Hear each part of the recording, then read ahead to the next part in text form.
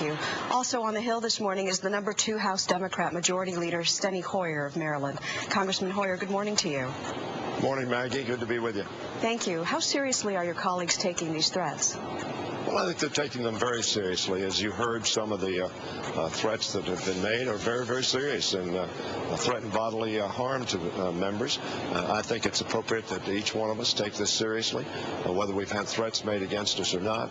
Capitol Police and the FBI are taking these seriously and investigating them. The bottom line is we need to be very careful in public life that our rhetoric does not turn to incitement of violence or violent acts against those.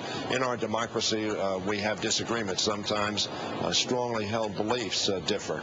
But at the core of our democracy is that we do so civilly and peacefully and resolve our differences not through violence but through democratic means. So that there's real concern. Some Republicans, though, have played this down, saying that this unfortunately comes with the territory. When you make a controversial decision, this is par for the course. Do you agree with that point?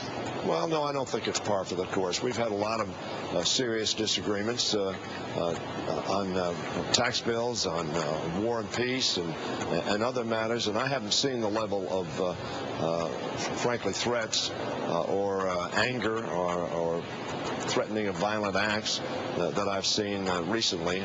I think in part it's because the rhetoric that has been utilized with respect to this bill is far beyond, I think, legitimate debate.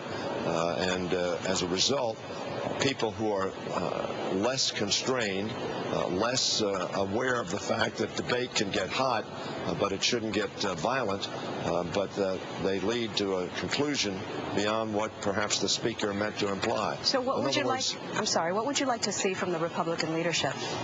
Well, I think it's not just the Republican leadership. I think all of us in leadership need to make it very clear to the American public, very few of which I think are participating in such acts on either side. We need to make it very clear that that's unacceptable in a democracy. In a democracy, we debate, we hold feelings strongly, and then we vote. Dick Gephardt used to say that democracy was a substitute for war. And what he meant by that, of course, is in our democracy, we resolve things not through violence, not at the point of a gun, but through civil, democratic means to reach consensus. And if we don't do that, we will devolve into a society that we're not going to like. I would like to ask you lastly about the health care bill. The Senate has sent back these fixes to the bill that became law, sent them back to the House. Will your colleagues approve their revisions, and when will this be on the President's desk? Yes, these are very technical rulings of the parliamentarian.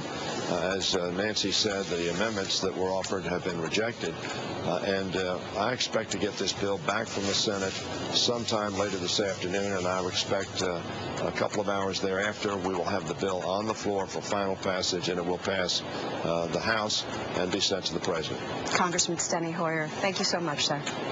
Thank you. You're welcome. Now here's Harry. Hi, Maggie.